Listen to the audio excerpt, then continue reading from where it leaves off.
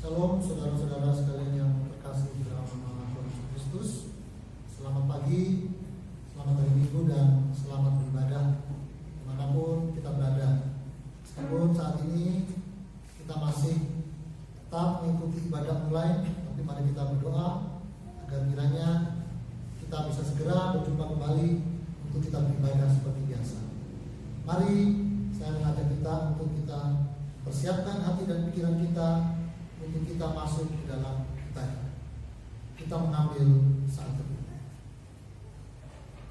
Marilah kita sujud di hadapan tahtanya bersama para malaikatnya seraya menyerukan, Kudus, kudus, kuduslah Tuhan, seluruh bumi penuh kemuliaan. Amin. Mari kita habiskan ibadah kita pada pagi hari ini. Saya mengundang Bapak Ibu Saudara untuk kita bangkit berdiri dan kita memuji hormat bagi Allah Bapa.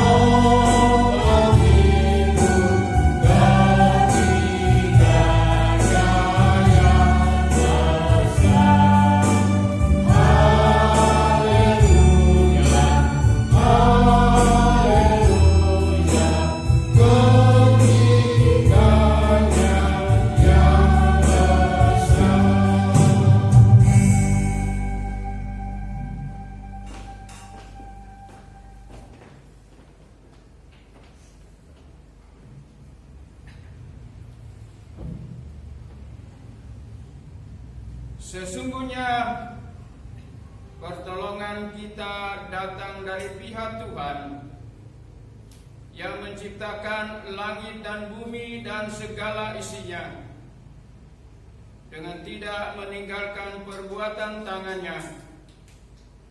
Turunlah atas kita sekalian anugerah dari Allah Bapa, kasih karunia di dalam Tuhan kita Yesus Kristus, serta pimpinan penyertaan kuasa Roh Kudus menyertai ibadah kita pada pagi hari ini.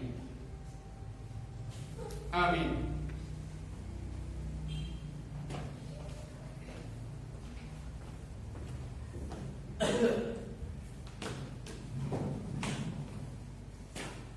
Bapak Ibu Saudara tetap bangkit berdiri.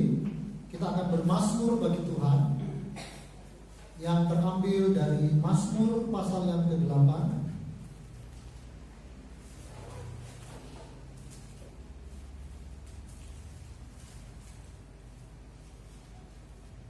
Mazmur pasal yang ke-8. Mari kita akan membaca secara bergantian. Saya akan membaca ayat yang ganjil dan Bapak Ibu Saudara membaca ayat yang genap. Demikianlah bunyi firman Tuhan. Untuk pemimpin biduan, menurut lagu Kitit Mazmur Daud. Ya Tuhan, betapa mulianya namamu di seluruh bumi, keagunganmu yang ditinggikan. Dari mulut bayi-bayi dan anak-anak yang menyusu, telah kau letakkan dasar kekuatan karena lawanmu, untuk membungkamkan musuh dan pendendam. Jika aku melihat langitmu, buatan jarimu, bulan dan bintang-bintang yang kau tempatkan. Apakah manusia sehingga engkau mengingatnya? Apakah anak manusia sehingga engkau memindahkannya? Namun engkau telah membuatnya hampir sama seperti Allah, dan telah memahkotanya dengan kemuliaan dan hormat. Engkau membuat dia berkuasa atas buatan tanganmu. Segala-galanya telah kau letakkan di bawah kakinya. Kami domba dan lembu sapi sekalian, juga binatang-binatang di padang, Burung-burung di udara dan ikan-ikan di laut, dan apa yang melintasi arus lautan. Ya Tuhan, Tuhan kami, betapa mulianya namamu di seluruh bumi. Bapak Ibu Saudara, silakan duduk kembali. Mari kita akan bersama-sama mengucap syukur kepada Tuhan akan kasih-Nya yang telah diberikannya kepada kita, akan pemeliharaannya bagi kita semua. Kita pujikan, ku bersyukur kepadamu, ya Tuhan.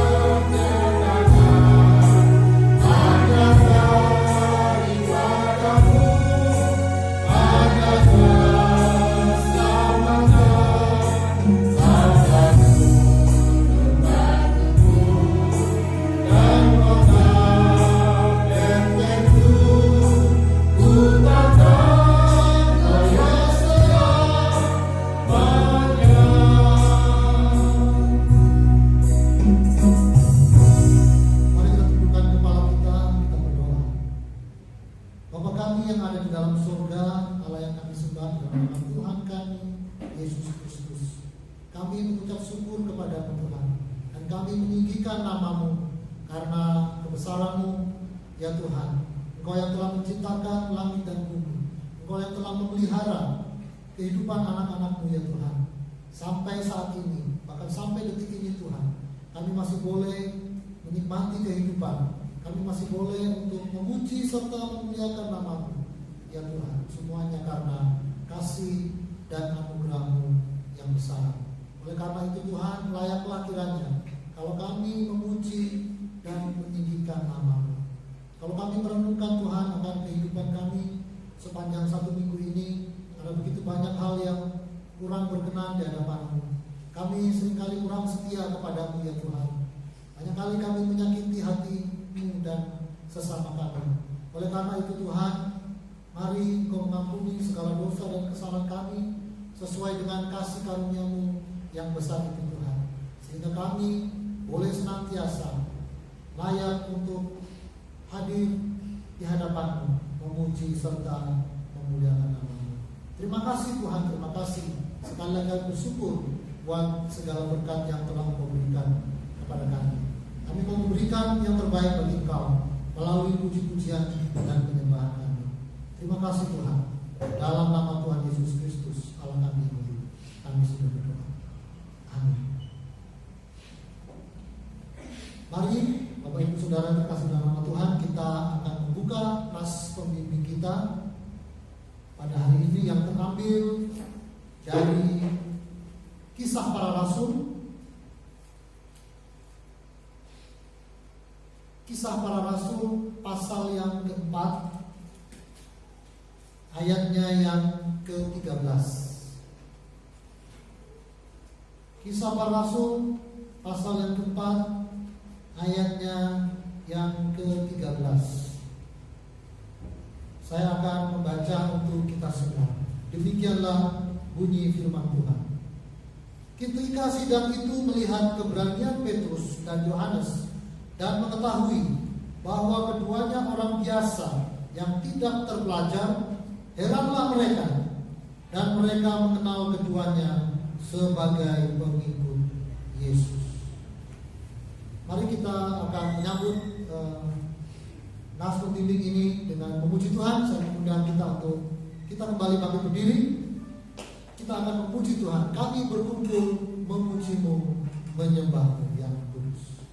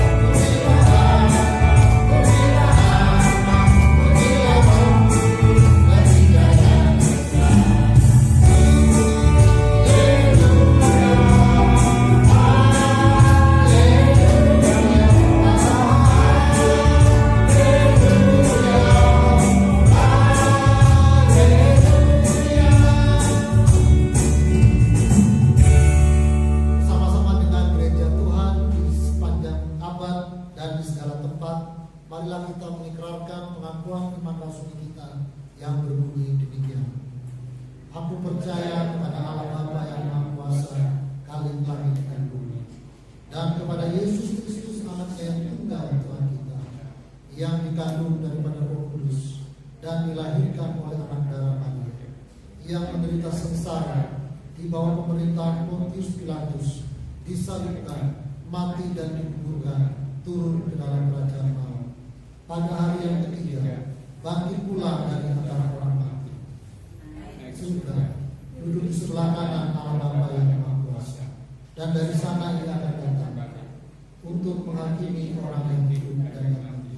Aku percaya kepada Roh Kudus, gereja yang kudus dan am, persekutuan orang-orang kudus, pengampunan dosa, kebangkitan orang mati, dan kehidupan yang kekal. Amin. Bapak Ibu Saudara, silakan untuk duduk kembali. Kita akan mempersiapkan hati kita untuk diberkati dengan kebenaran firman Tuhan. Oleh karena itu, mari kita minta pimpinan penyertaan daripada Roh Kudus untuk memimpin kita ke dalam seluruh kebenaran firman Tuhan. Roh Kudus, Kau hadir di sini.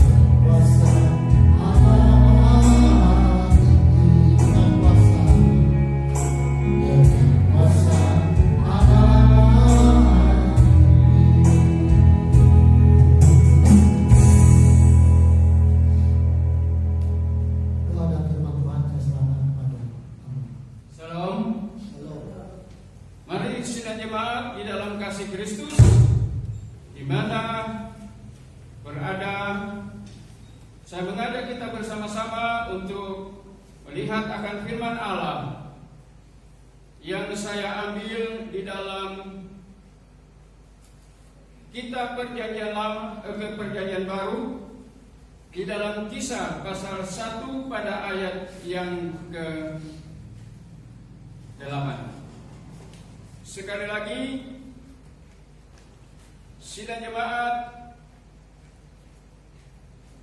di dalam kasih Kristus, saya mengajak kita bersama-sama untuk melihat akan firman Allah yang terdapat di dalam Kisah Para Rasul pasal 1 pada ayat yang ke-8. Mari sidang jemaat, di dalam kita menghormati akan firman Allah, saya mengajak bersama-sama untuk berdiri kembali, dan kita akan membaca secara bersama-sama di dalam Kisah Para Rasul pasal 1 pada ayat yang ke-8. Kalau sudah menemukannya, kita akan membaca. Demikianlah firman Tuhan. Tetapi kamu akan menerima Roh Kudus ke atas kamu, dan kamu akan menjadi saksi di Yerusalem dan di seluruh Yudea dan Samaria dan sampai ke ujung bumi. Sekali lagi, tetapi kamu akan menerima kuasa kalau Roh Kudus turun ke atas kamu, dan kamu akan menjadi saksiku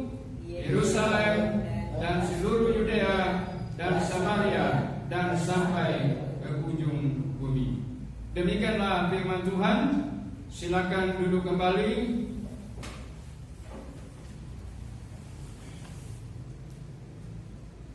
Sidang jemaat di dalam kasih Kristus, kita masih berada pada suasana Pentakosta, yaitu turunnya Roh Kudus. Nah, pada pagi hari ini saya kembali untuk berbicara. Kalau pada minggu yang lalu, di mana kita sudah mendengar sebuah tema Roh Kudus mengubah akan hidup.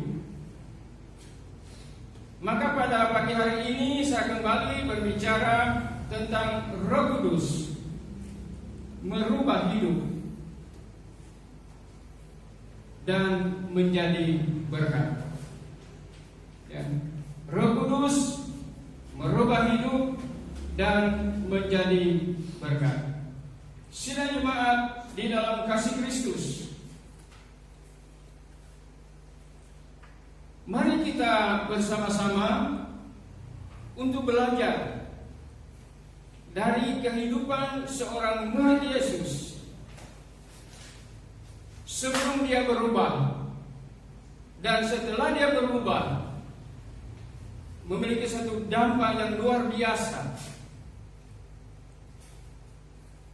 Untuk itu, sidang jemaat dalam kasih Kristus, mari kita akan mengikuti secara bersama-sama siapakah sebenarnya Petrus. Petrus adalah tokoh besar dari kekristenan. Pernahkah kita duduk dan merenungkan mengenai kehidupan daripada Petrus? Jika kita melihat kehidupan daripada Petrus ini, maka ada banyak sekali pelajaran yang kita bisa petik untuk kehidupan kita pada masa kini. Sidang jemaat dalam kasih Kristus, ada sesuatu yang sangat menarik ketika kita melihat keempat Injil, yaitu Injil Matius, Markus, Lukas, dan Yohanes, di mana menggambarkan bahwa Petrus itu sebagai pribadi yang berbeda dari Petrus di dalam kitab Perjanjian Baru, yaitu dalam kitab para rasul. Untuk itu mari kita menyimak apa kata Alkitab mengenai Petrus. Di dalam Injil Yohanes pasal yang bukan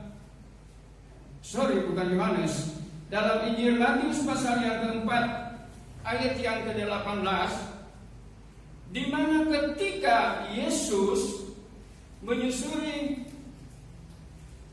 pantai Danau Galilea, dia melihat kedua saudara yang bernama Simon, disebut Petrus, dan Andreas, saudaranya. Mereka sedang menebar akan jala. Dan Yesus melihat mereka dan Yesus memanggil mereka, "Marilah, ikutlah aku. Kamu akan kujadikan sebagai penjala manusia."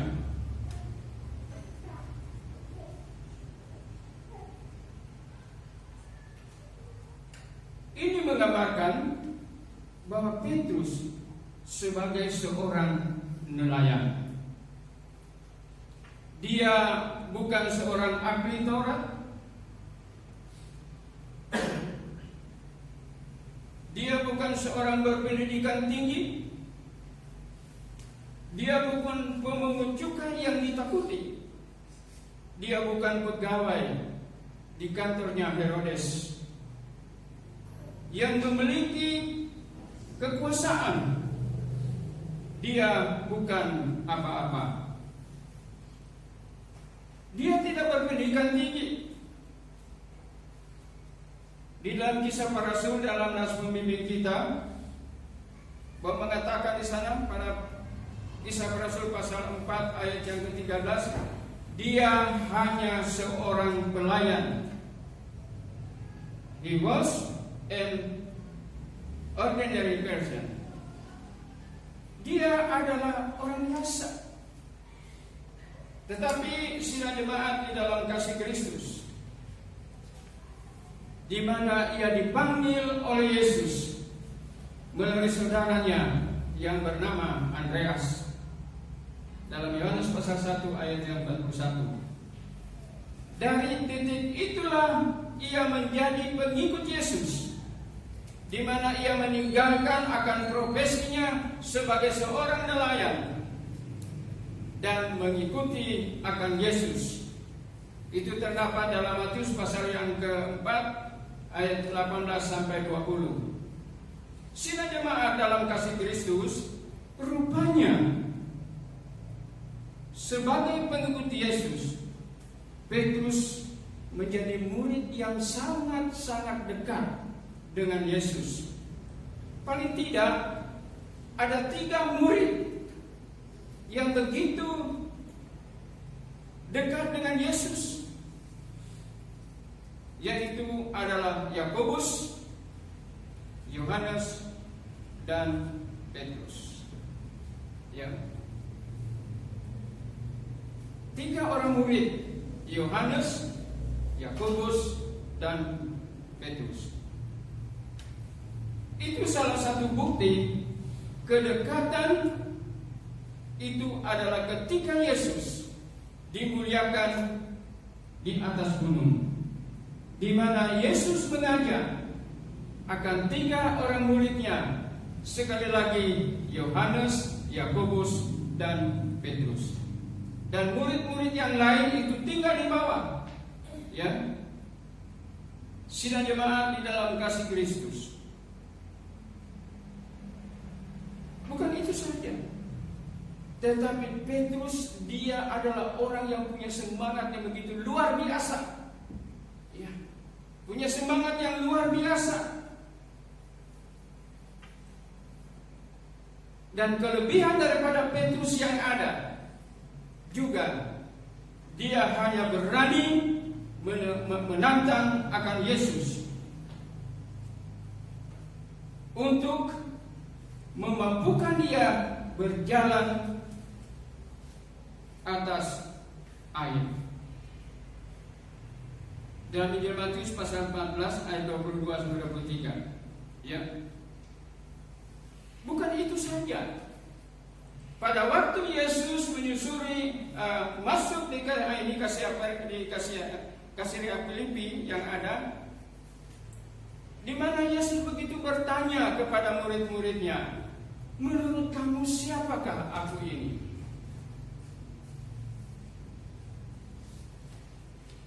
Ada yang mengatakan Yohanes Pembaptis. Ada yang begitu mengatakan dia sebagai ini Yeremia dan sebagainya, dan ada yang mengatakan bahwa dia adalah seorang nabi. Tetapi Yesus bertanya kepada Petrus, menurut kamu siapakah aku ini?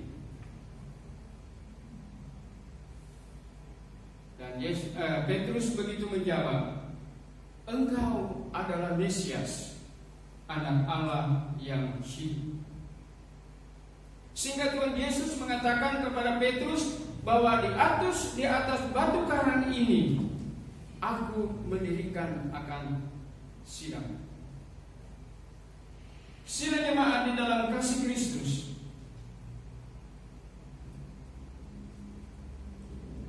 Petrus punya kelemahan, di mana walaupun dia punya semangat, ya, di mana ia suka berbicara, ya, tidak seperti murid-murid yang lain, tapi dia begitu suka berbicara. Tetapi sedikit berpikir. Suka berbicara tetapi sedikit berpikir. Jadi secara psikologis kemungkinan besar ia adalah seorang yang berkarakter sanguinis. Sebagai seorang yang punya semangat menyala-nyala, namun lambat begitu berpikir. Cepat bertindak dan berkata-kata, tapi pada akhirnya justru Petrus menyangkal Yesus. Ya, jadi sekali lagi, sebagai seorang yang menyala-nyala, lambat berpikir, tetapi cepat bertindak dan berkata-kata, tapi pada akhirnya di mana ia menjadi orang yang menyangkal akan Yesus. Sebenarnya di tengah-tengah murid-murid yang lain, Petruslah yang paling getol untuk berjanji. Janjinya apa? Sekalipun aku harus mati bersama-sama dengan engkau, aku tidak akan menyangkali engkau. Ya, dalam Injil Matius pasal 26 ayat 35. Dan Markus juga, maksud saya Injil Markus juga pun menambahkan tentang Petrus, di mana Injil Markus berkata bahwa Petrus itu berkata-kata, berjanji yang ada bukan janji gombal. Itu kesaksian daripada Markus. Markus mengatakan bahwa Petrus itu dia adalah orang yang sungguh-sungguh, ya.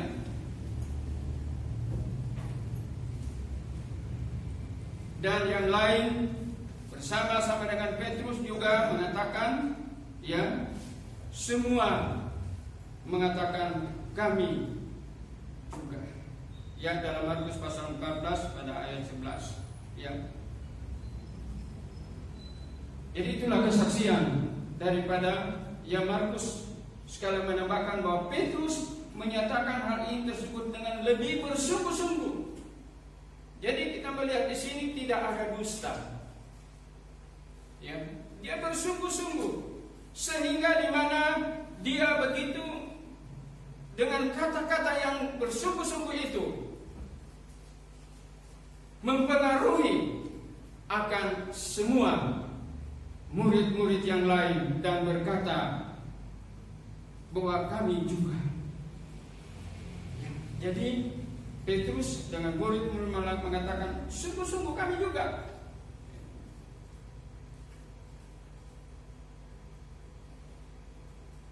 Dan Injil Lukas juga menceritakan tentang keadaan daripada Petrus, di mana Petrus berjanji, Tuhan, aku bersedia masuk ke penjara dan mati bersama-sama dengan engkau. Maksudnya dengan Kristus.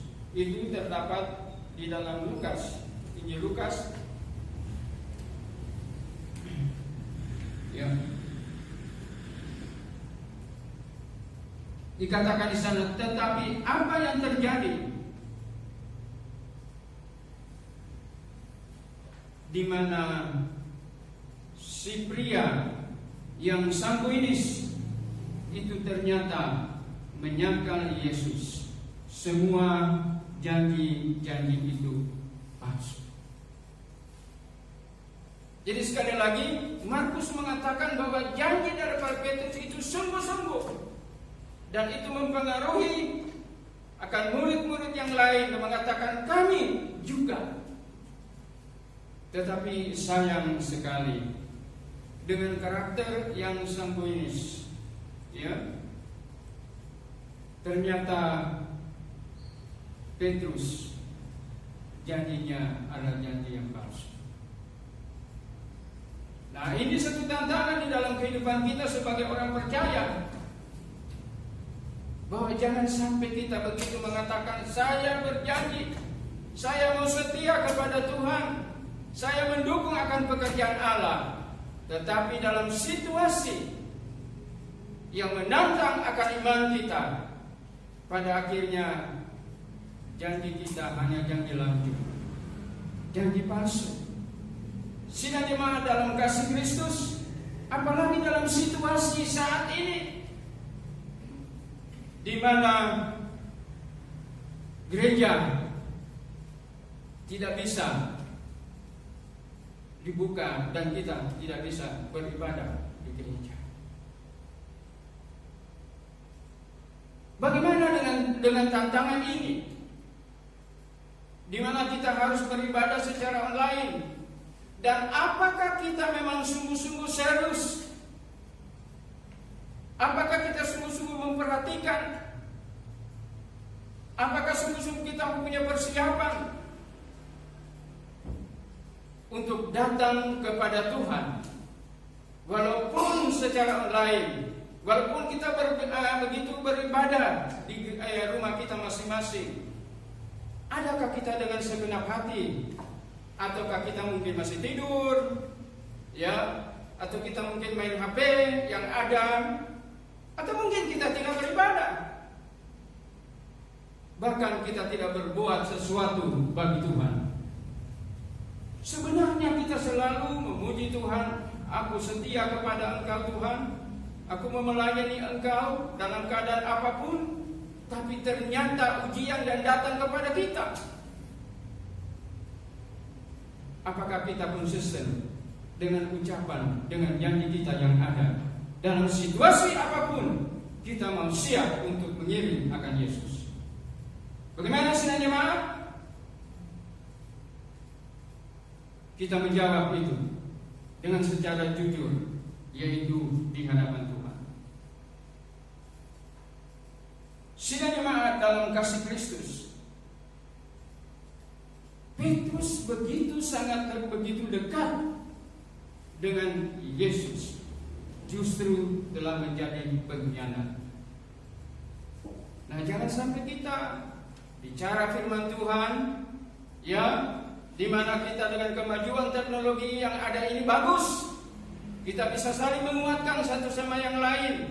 Ada renungan, ada kata-kata rohani, ya, ada kata firman Tuhan. Tetapi jangan sampai kita menjadi pengkhianat. Kita hanya begitu men-share saja, tetapi kita tidak berbuat. Kita hanya bermain-main dengan renungan, kita hanya bermain-main dengan firman Tuhan. Ingat, kita akan bertanggung jawab sekali waktu. Sidang jemaat di dalam kasih Kristus, Injil Yohanes menceritakan pada akhir hidupnya, Petrus telah meninggalkan semua panggilan kekristenan. Dan dia kembali kepada kehidupan yang lama. Dia kembali menjadi nelayan. Fakta ini berbicara bahwa dia sudah kembali kepada kehidupannya yang lama, yaitu kehidupan sebelum ia bertemu dengan Yesus. Inilah Petrus yang digambarkan di dalam 4 Injil yang ada. Sidang jemaat di dalam kasih Kristus, sekarang bagaimana dengan Petrus di dalam kitab Kisah Para Rasul? Rupanya gambaran dalam Kisah Para Rasul mengenai Petrus itu sangat berbeda, sangat radikal. Petrus adalah orang yang berdiri dengan begitu berani berkhotbah di hadapan orang-orang Yahudi. Dan Kisah Para Rasul mencatat bahwa ada 3.000 orang bertobat melalui khotbah yang disampaikan oleh Petrus.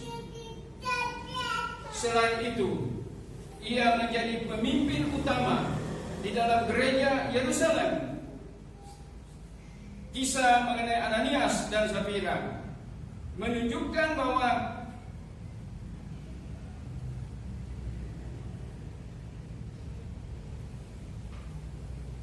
sekali lagi, kisah mengenai Ananias dan Safira menunjukkan betapa Petrus adalah seorang yang penuh dengan wibawa dan otoritas rohani.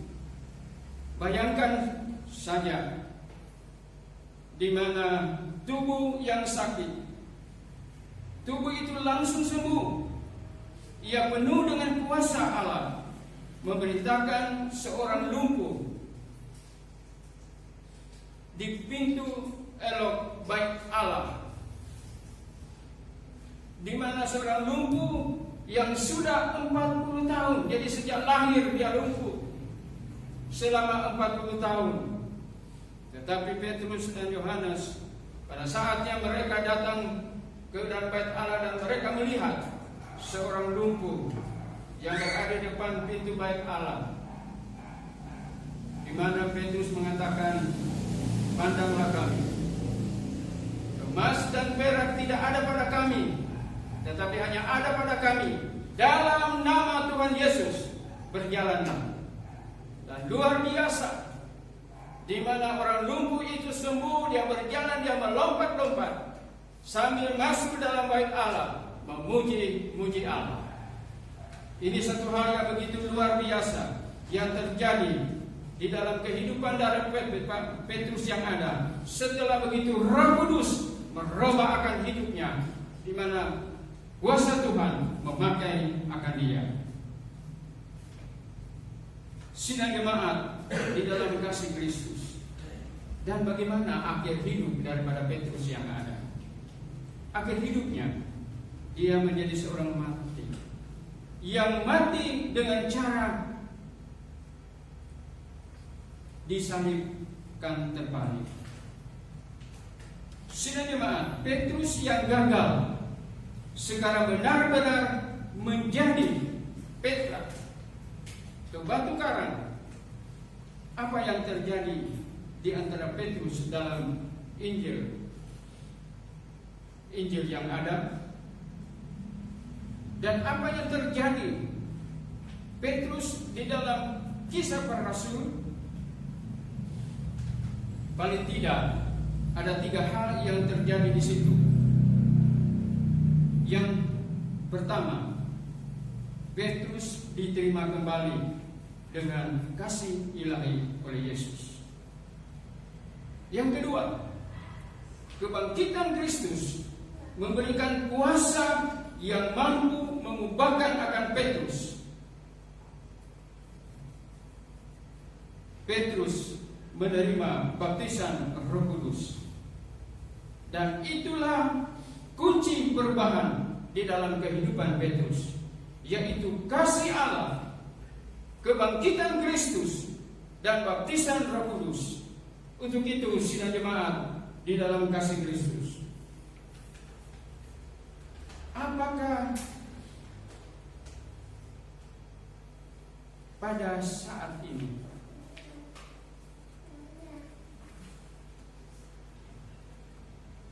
kita sebagai orang yang percaya kepada Tuhan, sudahkah kita begitu merubah akan hidup kita? Perubahan hanya terjadi kalau Roh Kudus itu turun di dalam hidup. Dan apakah Roh Kudus itu sudah ada dalam kehidupan kita?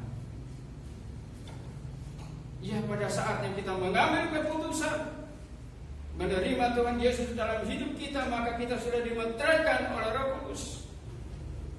Namun demikian, apakah Roh Kudus itu di mana kita izinkan untuk merubah akan hidup kita, ataukah kita hanya menjadi orang Kristen saja, tidak membawa satu pengaruh? Tapi kadang-kadang orang Kristen membawa satu pengaruh adalah gosip yang tidak baik. menceritakan kejelekan orang, bahkan pendeta sendiri. Sidang jemaat dalam kasih Kristus, kalau kita ingin dirubah oleh Tuhan, maka kita harus menyerahkan akan hidup kita itu kepada Tuhan. Coba lihat Petrus. Tadinya Petrus adalah orang hanya berjanji, janji palsu. Tapi setelah begitu dirubah oleh Tuhan, maka dia berjanji dengan sungguh-sungguh. Dia mengasihi Yesus. Dia begitu memberitakan Injil. Bahkan sampai akhir hidupnya dia harus menjadi martir. Dia tidak lain karena Kristus. Untuk itu sidang jemaat dalam kasih Kristus, kita harus percaya bahwa Allah sanggup mengubah akan hidup kita menjadi hidup yang penuh dengan kemenangan. Sebagaimana dikatakan oleh Oswald Sander, orang-orang Farisi melihat Petrus sebagai seorang nelayan yang tidak berpendidikan, yang tidak layak untuk dipandang. Tetapi Yesus melihat Petrus sebagai seorang pemimpin besar yang mampu menunggang balikan isi dunia ini. Untuk itu, sidang jemaat, biarlah firman Tuhan pada pagi hari ini kita bisa renungkan, kita mengintrospeksi diri kita. Apakah kita memang sungguh-sungguh percaya kepada Yesus? Apakah kita sungguh-sungguh melakukan akan firman Tuhan? Apakah kita sungguh-sungguh sudah dirubah oleh Tuhan? Kalau kita sudah dirubah oleh Tuhan, kita tidak hanya berkata-kata saja, yang seperti Petrus pada masa yang lalu, berjanji dengan sungguh-sungguh, tetapi pada akhirnya menjadi pengkhianat, menyangkal Yesus. Tetapi setelah dia begitu berubah, di mana ia berani memberitakan akan Injil, bahkan dia rela menjadi martir, tidak lain karena Kristus. Untuk itu sidang jemaat dalam kasih Kristus, biarlah kehidupan daripada Petrus yang ada ini menjadi contoh, menjadi teladan bagi kita pada masa kini, di tengah-tengah situasi yang ada saat ini, di mana kita tetap berani untuk mempertahankan akan Injil dan memberitakan akan Injil kepada orang-orang yang belum percaya kepada Dia. Karena Yesus saja sebagai jalan kebenaran dan hidup. Sebagaimana dalam Injil Yohanes pasal 3 ayat 16, karena begitu besar kasih Allah akan isi dunia ini, sehingga dikaruniakan anak yang tunggal itu, barang siapa yang percaya akan Dia tidak akan binasa, melainkan oleh hidup yang Tuhan memberkati.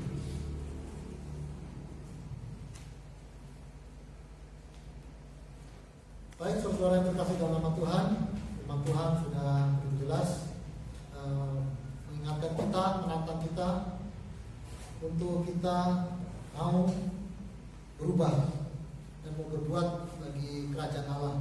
Karena kita memiliki Roh Kudus yang sudah dicurahkan ke atas kita.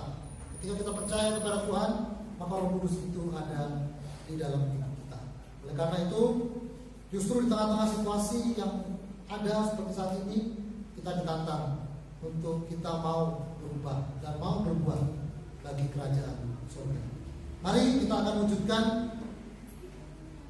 kasih kita kepada Tuhan untuk perbuatan kita melalui kita memberikan persembahan dan persepuluhan kepada Tuhan. Untuk itu saya mengajak kita untuk kita mempersiapkan diri kita memberikan persembahan dan persepuluhan dengan memuji Tuhan. Ada satu sobatku yang setia. Ada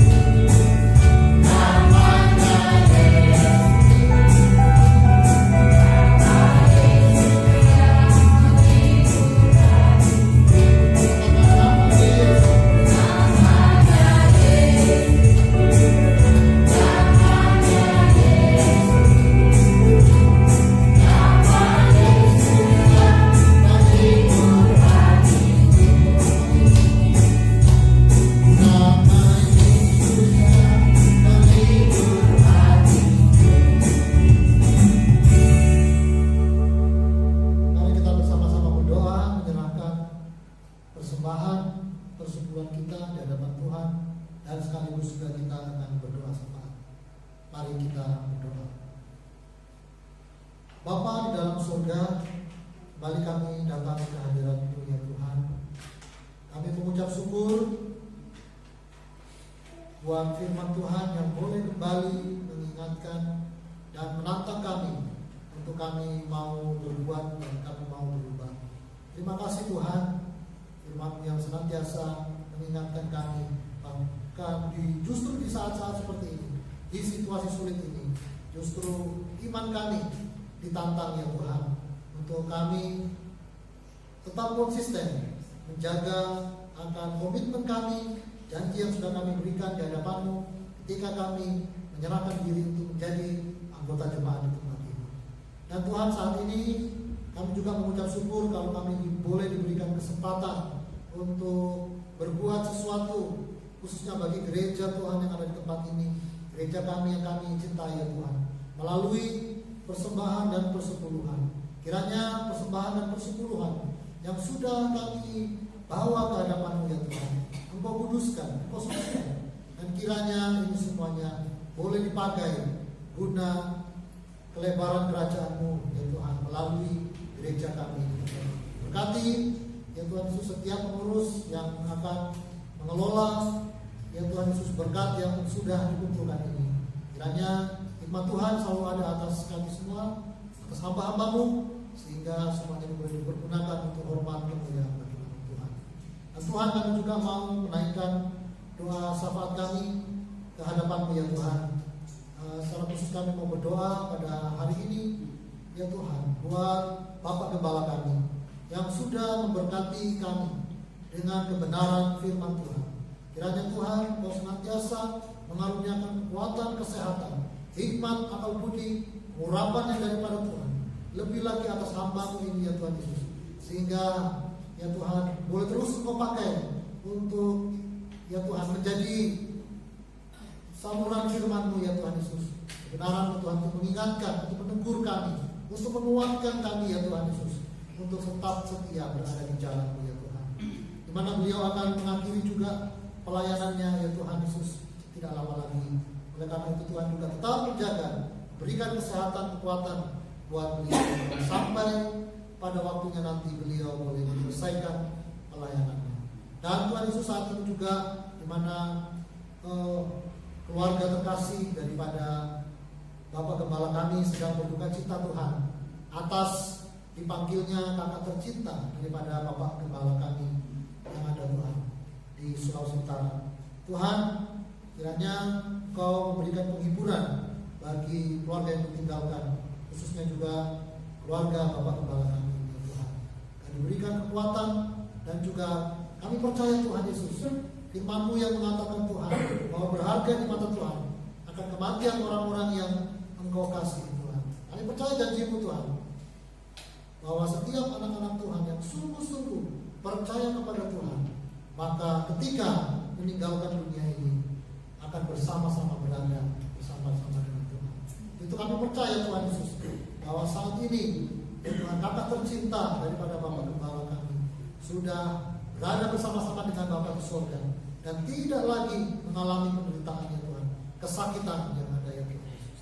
Demikian pula dengan kami semua Tuhan, kiranya Tuhan juga tetap menguatkan iman percaya kami kepada Engkau ya Tuhan, sehingga kami tetap setia kepada Engkau sampai akhir, sampai ketika Tuhan memanggil kami kembali, sehingga kami boleh bersama-sama berada dengan Engkau ya Tuhan Yesus di dalam kerajaan surga.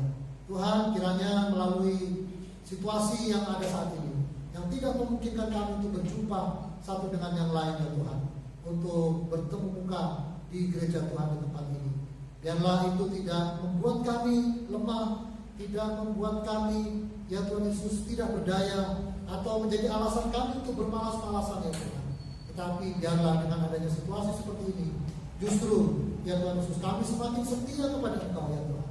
Dan juga Tuhan, kami berdoa ya Tuhan Yesus, khususnya untuk bangsa dan negara kami, pemerintahan daripada Bapak Presiden kami yang kami kasihi, yaitu Bapak Jokowi ya Tuhan, di mana saat ini akan dicanangkan untuk memasuki masa new normal ya Tuhan. Kiranya persiapan menuju transisi, menuju masa new normal ini Tuhan menyertai dan memberkati supaya tidak ada halangan apapun, sehingga Tuhan bila masanya kami boleh masuk ke dalam masa new normal ini, semuanya boleh berjalan dengan baik ya Tuhan. Kami juga berdoa bahwa seluruh daya upaya yang sudah dilakukan baik dari jajaran Presiden kami, yang termasuk Departemen Kesehatan dan semua aparat keamanan yang bekerja keras ya Tuhan Yesus untuk menyelesaikan masalah ini Tuhan Yesus, COVID-19 ini.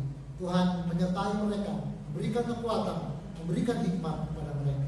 Kami juga berdoa khusus bagi orang-orang percaya, bagi kami semua gereja Tuhan, kiranya kami boleh bersatu hati ya Tuhan, menunjukkan ya Tuhan teladan yang baik sebagai anak-anak Tuhan. Kami boleh mengikuti setiap anjuran pemerintah ya Tuhan Yesus, dan kami boleh turut mendukung program pemerintah dengan kami menjaga kesehatan dan kami mengikuti semua petunjuk yang diberikan kepada kami. Terima kasih Tuhan, dan di atas semuanya ini Tuhan kiranya selalu menjaga kami semuanya, menjaga keluarga kami masing-masing, menjaga ya Tuhan keluar masuk kami, pekerjaan usaha kami ya Tuhan Yesus, pendidikan daripada anak-anak kami ya Tuhan. Dan kami percaya Tuhan akan senantiasa memelihara dan menjaga kami, orang-orang yang percaya kepada Engkau ya Tuhan. Terima kasih Tuhan, inilah seluruh doa dan permohonan kami yang kami naikkan di hadapan-Mu di dalam nama Tuhan Yesus Kristus yang mengajar murid-muridnya. Bapa kami yang ada di dalam surga, dikuduskanlah nama-Mu, datanglah kerajaan-Mu, jadilah kehendak-Mu di bumi seperti di surga. Berikanlah kami pada hari ini makanan kami yang secukupnya, dan ampunilah kami akan kesalahan kami, seperti kami juga mengampuni orang yang bersalah kepada kami.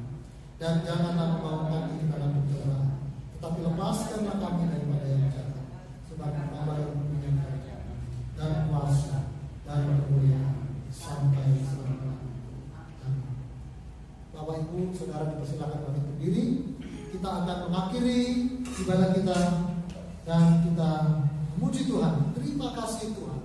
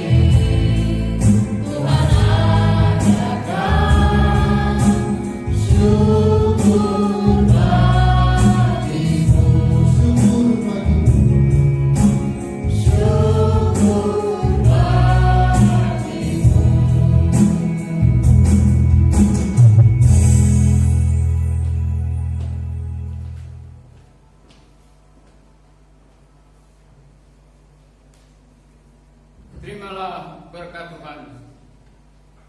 Sukacita dan damai sejahtera dari Allah Bapa, kasih karunia di dalam Tuhan kita Yesus Kristus, serta pimpinan penyertaan kuasa Roh Kudus menyertai akan hidup kita semua hari ini, bahkan sampai selama-lamanya. Amin. Amin. Amin. Amin.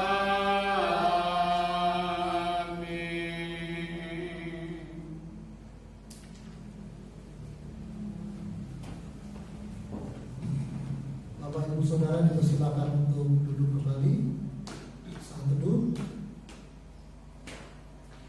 Selamat hari Minggu, Tuhan Yesus